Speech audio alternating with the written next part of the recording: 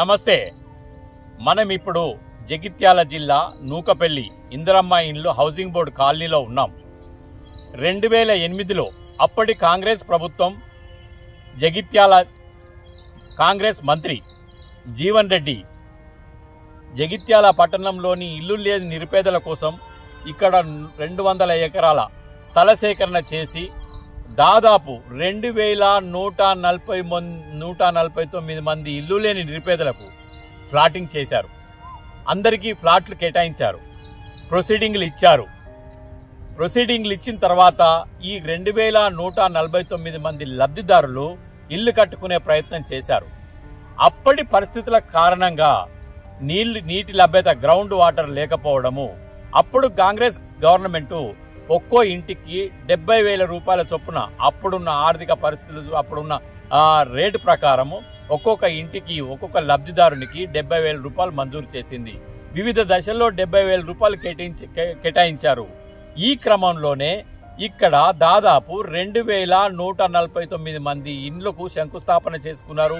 Basement, లెంటలు, slab వరకు కూడా వచ్చారు. ఇందులో కాలక్రమేణా 205 ఇండ్లు మాత్రం 205 ఇండ్లు స్లాబ్ల వరకు వచ్చాయి.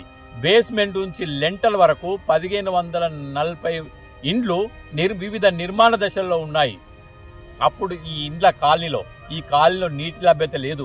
చుట్టూ అడవులు, ఉండనీకి నివాస యోగ్యం కాకుండా ఉండేది. దీంతో కొంత ఆర్థిక పరిస్థితుల మూలంగా నిరుపేదలు కాబట్టి ఇండ్ల నిర్మాణం పూర్తిగా చేసుకోలేకపోయారు. కాలక్రమేణా 2009లో ఇక్కడ మళ్ళీ ఎన్నికలు వచ్చాయి. ఎన్నికల్లో టీడీపీ పార్టీ అధికారంలోకి వస్తే ఒక్కొక్క లబ్ధిదారునికి ఈ నూకపల్లి అర్బన్ ఇందిరమ్మ కాలనీలో ఉన్న ఇండ్లు పొందిన లబ్ధిదారులకు 3 లక్షల రూపాయలు కేటాయిస్తామని ఇక్కడ ఉన్న అభ్యర్థి, అప్పటి టీడీపీ ఎమ్మెల్యే అభ్యర్థి ఎల్ రమణ చెప్పారు. ఒక్కొక్కరికి 3 లక్షల రూపాయలు కేటాయిస్తామనతో దాంతో ఆశతో ఈ లబ్ధిదారులు, ఇందిరమ్మ లబ్ధిదారులు టీడీపీ గవర్నమెంట్ వచ్చే వరకు కూడా వేసి చూశారు. కానీ 2009లో కూడా టీడీపీ గవర్నమెంట్ రాలే, కాంగ్రెస్ గవర్నమెంటే వచ్చింది. అప్పుడు ఏం చేశారు? కాంగ్రెస్ గవర్నమెంటే వచ్చింది. తిరిగి వీటిని ప్రారంభించుకుందాము, మళ్ళీ కట్టుకుందాము, ఆ 70,000 దాంతోనే కట్టుకుందామనే ప్రయత్నం చేసేసరికి తెలంగాణ ఉద్యమం ఉధృతమైంది. తెలంగాణ ఉద్యమంలో అటు ఇండ్లు కట్టుకోలేక ఇటు కేసీఆర్ ఏం చేశారు?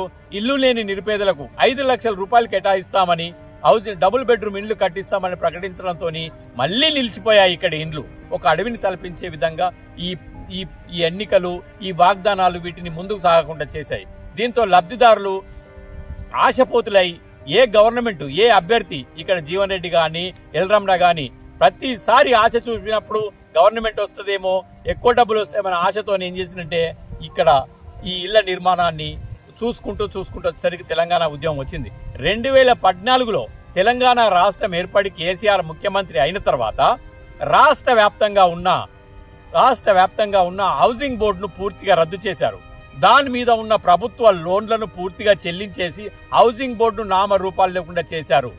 అప్పుడు ఇదే ప్లేస్ లో ఈ నూకపల్లి అర్బన్ కాలనీలో జీవన్ రెడ్డికి ఇక్కడ ఉన్న పేరును తగ్గించాలని, రాజకీయ పలుకుబడిని తగ్గించడం కోసం అప్పుడున్న ఎంపీ కవిత అప్పుడు ఏం చేశారంటే 4,000 ఇండ్లు, 4,520 ఇండ్లను డబుల్ బెడ్రూమ్లను మంజూరు చేశారు. ఇది ఒక పెద్ద ప్రాజెక్టు, ఒక ఊరినే నిర్మించారు అనుకుందాం. ఇది ఎవరి కోసము?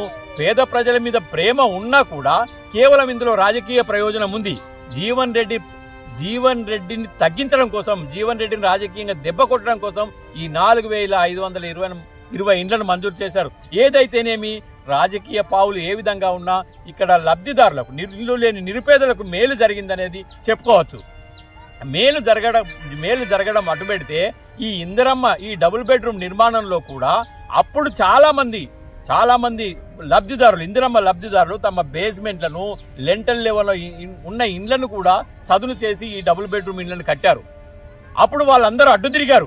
ఈ కూల్చివేత కరెక్ట్ కాదంటే అప్పుడున్న లబ్ధిదారులకు ఈ డబుల్ బెడ్రూమ్ నిర్మాణంలో ఇందిరమ్మ ఇండ్లు కోల్పోయిన వారందరికీ డబుల్ బెడ్రూమ్ కేటాయిస్తామని చెప్పేసి ఇక్కడున్న ప్రజాప్రతినిధులు, అప్పుడు కవిత కూడా హామీ ఇచ్చారు.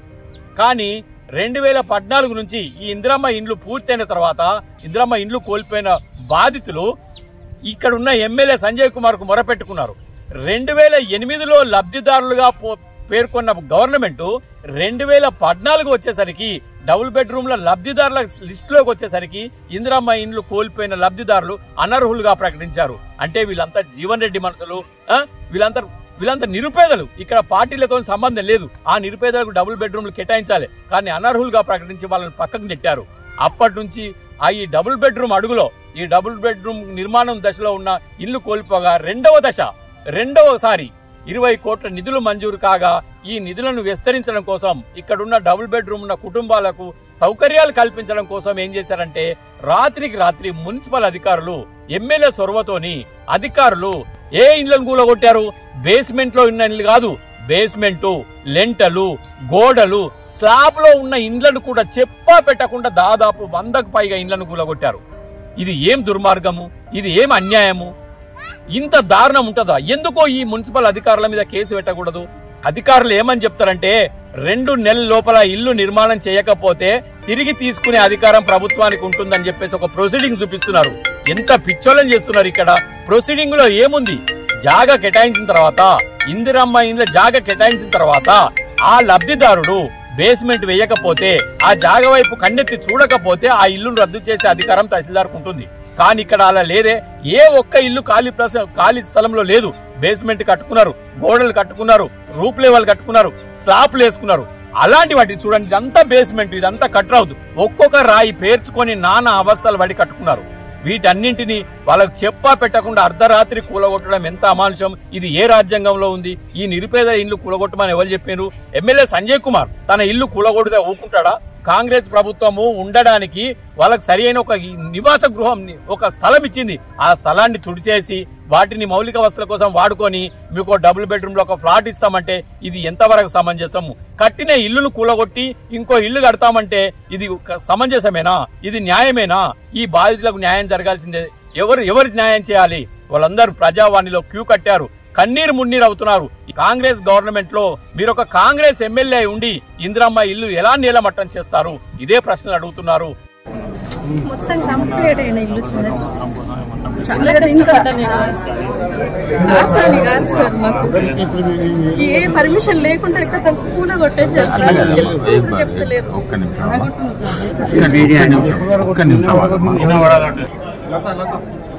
అప్పుడు నీళ్ల సౌలభ్యం నీళ్లు కొనుక్కుంటూ వాటికి ట్యాంకర్లు పొద్దు మాపు ట్యాంకర్లు ఊపించుకుంటూ చెట్టు వచ్చినాక నీళ్ళు గోడలు కట్టే దాని నుంచి వెళ్ళి నీళ్ళు రేకులు పెట్టిన రేకులు కూడా ఎత్తుకుపోయారు. 2 సార్లు నా ఇంట్లో ఇలా జరిగింది. ఇప్పుడు నా దగ్గర డబ్బులు లేక నేను కొంచెం ఆలస్యం చేశాను అంతే సార్. ఫోన్ కూడా చేయలేదు సార్. ఇల్లు కూడా ఫోన్ నెంబర్ ఉంది సార్. ఏమైందమ్మా? ఇది కూలగొట్టింది సార్. ఎప్పుడు? మొన్న 3 రోజుల నాడు. నీకు చెప్పే కూలగొట్టిండ్రా? చెప్పకుండా చెప్పలేదు, చేయలేదు, ఏం చేయలేదు. ఎంతవరకు వచ్చిందమ్మా? అది బేస్మెంటేనా? బేస్మెంట్ కాదు, సజ్జల వరకు వచ్చి సజ్జలైన ఖాళీ చెత్త పడేడితే రాధార మొడ్డోళ్లకు గుత్తకిచ్చిన చెత్త వేయమంట. అడిగి 50,000 ఇచ్చిన. 50,000 ఇస్తే లంచ కొడుకు 50,000 ముంచి 50,000 ముంచితే చేతురాధికారం లేదు, చేయలేదు. ఆఖరికి నిన్న దర్వాజాలనే తెచ్చుకుంటామంటే వరకు దర్వాజా. ఎమ్మెల్యే సంజయ్ కుమార్ గారు, మీరు ఇది చేయడము దుర్మార్గము. మీరెంత అభివృద్ధి చేయాలనుకున్నా, మీరు ఏం చేయాలనుకున్నా ఇంకా స్థలం ఉంది, ఇంకా చాలా స్థలం ఉంది. దాన్ని సేకరించాలి, దాన్ని అక్కడ కట్టాలి. కానీ ఒక ఇల్లు కూలగొట్టి దాని అడుగుల హాస్పిటల్ కడతాము, దాని అడుగున ఇల్లు కూలగొట్టేసి స్కూల్ కడతాము, లేకపోతే ఇంకో బస్ స్టాండ్ కడతాము అనడము ఇది దుర్మార్గము. ఇది ఏ శాసనసభ్యుడు చేయడు, బీఆర్ఎస్ శాసనసభ్యుడు చేయడు, ఏ శాసనసభ్యుడు, కనీసం శాసనసభకి ఎంపికైన ఎవరు కూడా ఇలాంటి దుస్సాహానికి పూనుకోరు. ఇది నిజంగా దారుణము. ఇది వీటికి నష్టపరిహారం ఖచ్చితంగా చేయాలి.